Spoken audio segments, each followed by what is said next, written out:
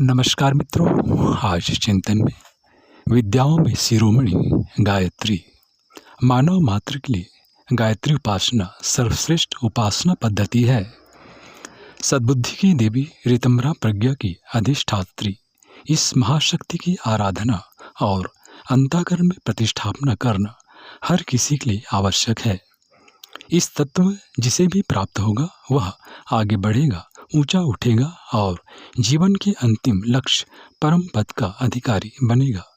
शास्त्रकार कहते हैं कि गायत्री की उपासना करने से आत्मशक्ति में वृद्धि होती है और व्यक्ति अजन्मा परमात्मा के सामीप्य को प्राप्त कर लेता है।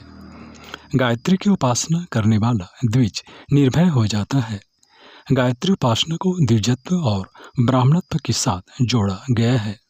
इस प्रतिपादन का तात्पर्य इतना ही है कि उत्कृष्टतावादी चिंतन और आदर्शवादी कर्तृत्व अपनाकर चलने वाले जीवन क्रम में ईश्वरीय उपासना की दिव्य उपलब्धियां अधिक अच्छी तरह से हो सकती हैं।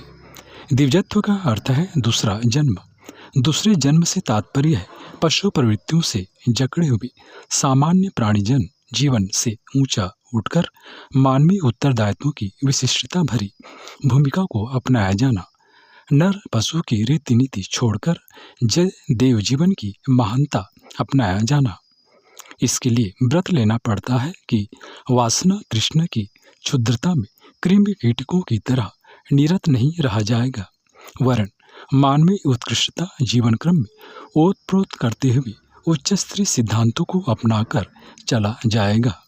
ऐसा व्रतशील जीवन क्रम ही द्विजत्व है। इसमें जाति वंश का कोई प्रश्न नहीं है। इसे विशुद्ध रूप से आचार प्रक्रिया या आदर्श जीवन पद्धति कहा जा सकता है। महाभारत में स्पष्ट उल्लेख है कि चारों वर्ण और चारों आश्रमों में रहने वाले कोई भी साधक जो इस उत्तम गायत्री मंत्र का जप करते हैं वे परम शांति को प्राप्त करते हैं। ब्राह्मण शब्द मात्र विद्वान अथवा कर्मकांड परायण के लिए नहीं होता, वरन जिसका जीवन ब्रह्म परायण है और जो आत्मशोधन और परमार्थ प्रयोजन में निरत रहकर ब्रह्म तेज के अभिवृद्धि करता है। ब्राह्मणत्व का पद उसी को मिलता है और वही पूजनीय गिना जाता है। गायत्री ही परब्रह्म की ईश्वरीय शक्ति है। गायत्री सब मंत्रों और विद्याओं में शिरोमणि है, इसलिए द्विजों को इसकी साधना करने के लिए कहा गया है। त्रिकाल में गायत्री महामंत्र का जप करने वाला व्यक्ति जल में रहकर भी उससे पद्म पत्र की भांति पाप से कभी लिप्त नहीं होता। इसके जप से कोई कामना करने वाला है वह अपनी कामनाओं का लाभ लिया जाता है और जो अपनी सुगति चाहता है वह सद्गति की प्राप्ति किया करता है तथा जो कुछ भी नहीं चाहता और गायत्री का जप करता रहता है वह विष्णु के परम पद को प्राप्त करता है।